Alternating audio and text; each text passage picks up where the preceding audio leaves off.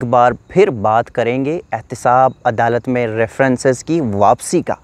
15 सितंबर को supreme court की chief justice Umar Ata Bandial जो साबिक रह गए, अब उनकी जानिब से उनकी 3 रुकनी बेंच ने फ़ैसला दिया था जो पीडीएम इत्तेहाद का नेब तरामीमी कानून था उसको कलअदम करार दिया था। और उसके बाद बल्कि ख़ास कर ये 2 दिनों में एहतिसाब ब्यूरो जो है वो उन्होंने कमर कस ली।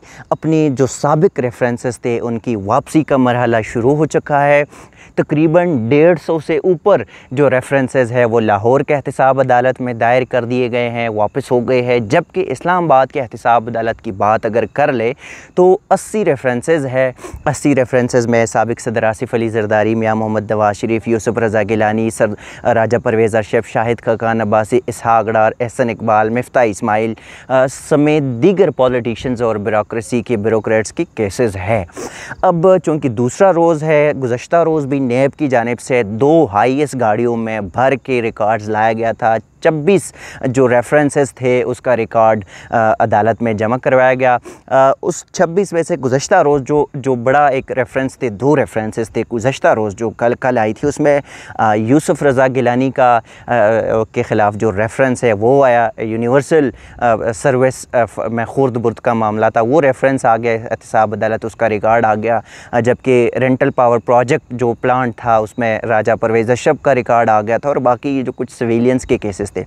आज फिर 18 रेफरेंसेस आ गए, रिकॉर्ड आ गया उनका। और 18 में से आज बड़े रेफरेंसेस, तोशाखाना एक रेफरेंस है जिसमें 2 वज़ीर-ए-आज़म और 1 सदर जो है वो मुलव्वस है। तोशाखाना रेफरेंस यूसुफ रज़ा गिलानी, नवाज शरीफ और साबिक सदर आसिफ अली जरदारी, इनके ख़िलाफ़ ये एक रेफरेंस है, ये आ गया, आज उनका रिकॉर्ड आ गया। दूसरा एक जो केस आया, बड़ा केस था, वो साबिक सदर आसिफ अली जरदारी के ऊपर 8.3 अरब के जो मुबैना ट्रांजैक्शंस है उसका, यानी कि फेक अकाउंट्स का, ये दूसरा बड़ा केस है। और तीसरा जो के रेंटल है राजा परवेज़ अशरफ के ख़िलाफ़ जो साबिक वज़ीर आज़म है, उनके भी एक दूसरा रेफरेंस आ गया। तो ये बड़े रेफरेंस आज भी आ गए। अब गुज़श्ता रोज़ जो 26 रेफरेंसेस आए थे उसमें चूँकि इस्लामाबाद की जुडिशल कम्प्लेक्स में 3 अदालतें हैं एहतिसाब की, 3 में से 1 अदालत में जज मौजूद है, जज मोहम्मद बशीर, जबकि 2 अदालतों में जजेस की असामियाँ खाली है। गुज़श्ता रोज़ जो 26 रेफरेंसेस थे उसमें 4 रेफरेंसेस जो है वो अदालत नंबर 1 में दायर कर दिए गए, उसको वापस रिकॉर्ड जमा कराया गया जिसका जज मौजूद है। जो अदालत नंबर 2 एहतिसाब अदालत नंबर 2 और 3 है उसके जजेस नहीं है। जो एहतिसाब अदालत नंबर 2 है उसमें गुज़श्ता रोज़ 8 रेफरेंसेस का रिकॉर्ड जो है जमा कराया गया था और जो अदालत नंबर 3 है उसमें 13 रेफरेंसेस का रिकॉर्ड जमा करवाया गया था। आज जो 18 रेफरेंस आ गए उस 18 में से 4 रेफरेंसेस जो है वो एहतिसाब अदालत नंबर 1 में, 2 रेफरेंसेस जो है वो एहतिसाब अदालत नंबर 2 में और जो 12 रेफरेंसेस है वो एहतिसाब अदालत नंबर 3 में उनका रिकॉर्ड जमा कराया गया। अब जांच पड़ताल जो है वो भी जारी है चूँकि गुज़श्ता रोज़ जो जज मोहम्मद बशीर है एहतिसाब अदालत की, उनकी जानिब से नेब को बाकायदा तौर पर बताया गया था कि जाँच पड़ताल ज़रूरी है। और दूसरा ये कि प्रोसिक्यूशन टीम जो है उन्होंने अदालत को ये बताना है कि किस केस को कब सुनना है, कैसे सुनना है, किस केस का क्या नौइयत है, यानी कि पॉलिटिकल केसेस है, कुछ सिविलियन के केसेस है, तो ज़ाहिर है अपनी नौइयत के केसेस होते हैं, छोटे बड़े केसेस होते हैं। अब 180 से ऊपर 180 तक जो है वो एहतिसाब अदालत लाहौर में गए, तकरीबन 44 केसेस जो है वो इस्लामाबाद के एहतिसाब अदालत में आ गए। मज़ीद जो केसेस होंगे ये इन्होंने आना है, 36 रेफरेंसेस मज़ीद इस्लामाबाद के एहतिसाब अदालत में आएंगे। और ये बता दूँ कि जो सियासतदान थे, जो पीडीएम हुकूमत में 13 जमाती इत्तेहाद था जिन्होंने अपने केसेस ख़त्म करने के लिए, अपने लिए आसानियाँ पैदा करने के लिए कुछ कवानीन किए थे, उसमें चीफ़ जस्टिस ऑफ पाकिस्तान जो कि उमर अता बिंदयाल साहिब थे, 15 तारीख़ तक उन्होंने 2 ऐसे कवानीन उनके उड़ा दिए कि उनकी मुश्किलात में एक बार फिर से इजाफ़ा हो गया। और अब ये रेफरेंसेस दोबारा जहाँ से थे वहीं से दोबारा शुरू होंगे। साबिक सदर आसिफ अली जरदारी के ऊपर जाली अकाउंट्स केसेस है बहुत सारे, तकरीबन 8 एक रेफरेंसेस है उनकी नेब में सिर्फ इस्लामाबाद में। इसी तरह यूसुफ रज़ा गिलानी के ऊपर 2-3 रेफरेंसेस है। साबिक वज़ीर-ए-आज़म नवाज शरीफ का भी, तोशा तोशाखाना वाला है। राजा परवेज़ अशरफ के हवाले से भी 2 जो इनके रेफरेंसेस है वो भी यहाँ पे है। तो सिर्फ ये इस्लामाबाद की हद तक नहीं है, लाहौर में भी रेफरेंसेस जो है वो खुल गए हैं, लाहौर में भी है, इस्लामाबाद में भी है, खुलने वाले हैं, रिकॉर्ड्स आ रहे हैं, सिंध में, बलूचिस्तान में, पेशावर में, ये हर जगह होंगे। अब 460 स्ट्रेंथ है रेफरेंसेस की, जिसमें सिर्फ पॉलिटिशियंस और ब्यूरोक्रेसी है, ब्यूरोक्रेट्स है।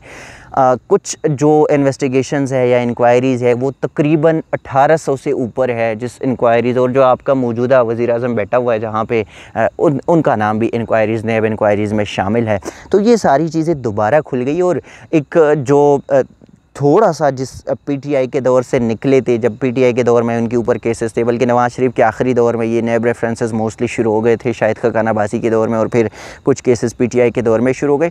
तो अब जो है ये जब केसेस ख़त्म हो गए, जब हुकूमत से गई पीडीएम इत्तेहाद, तो इनके ऊपर ये केसेस दोबारा अब खुलना शुरू हो गए। यानी कि बज़ाहिर यूँ लग रहा है कि जिस तरह इमरान ख़ान या पीटीआई के ऊपर एक हाथ डाला गया, अब ये जो मज़ीद जमातें थे जो बिल्कुल एस्टेब्लिशमेंट के साथ वन पेज पे थे, जो बज़ाहिर लग रहा है कि ये जमातें जो है अब सेम पेज वाली जमातें नहीं होंगे, और मुश्किलात जो है उन पे मज़ीद आने हैं, घेरा तंग होना है।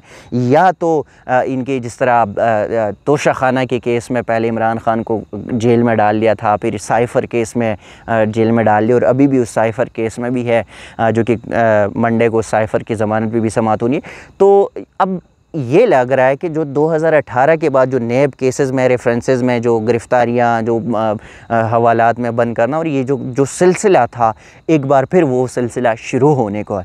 अब देखना ये होगा कि ये सिलसिला कब शुरू होगा, लेकिन बहुत जल्द शुरू होने को। और बज़ाहिर यूँ मैं कह सकता हूँ कि आने वाले इंतखाबात से पहले कुछ बहुत बड़ी जो कामयाबी कह ले, गड़बड़ कह ले, कुछ भी मुमकिन है। जो 13 इत्तेहादी जमात है, जो सियासी रहनुमा है, इनके ऊपर हाथ डालने का एक चांस हो सकता है, क्योंकि इन सब के ख़िलाफ़ जितनी भी जो लीडरशिप है आज की, उन सब के केसेस थे, फिर बंद कर दिए गए थे, कुछ वापस भिजवाए गए थे कानून साजी के ज़रिए, कुछ भी, तो वो सारे अब दोबारा खुलेंगे। अब ये देखना होगा। देखिए, जो करके ये रेंटल पावर प्रोजेक्ट है, उसमें एहतसाब अदालत ने राजा परवेज़ अशरफ की तलबी का भी नोटिस जारी कर दिया है। साथ साथ रुबीना खालिद का भी वो एक लोक विरसा करप्शन में खुर्द-बुर्द है।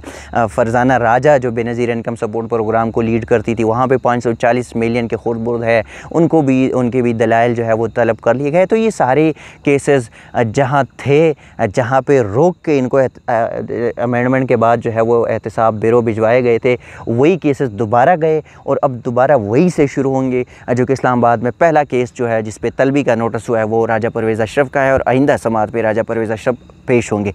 अब देखते हैं ये है कि सियासतदानों के गिर्द वाकई में घेरा तंग होने जा रहा है, या ये भी सिर्फ एक पॉलिटिकल स्टंट कह ले या कुछ और स्टंट कह ले। लेकिन नाज़रीन, अब तक के लिए इतना ही। जैसे कुछ अपडेट्स आ जाती हैं इन केसेस के हवाले से हम आपके साथ टाइम टू टाइम शेयर करते रहेंगे। तब तक के लिए दीजिएगा इजाज़त। अल्लाह हाफ़िज़।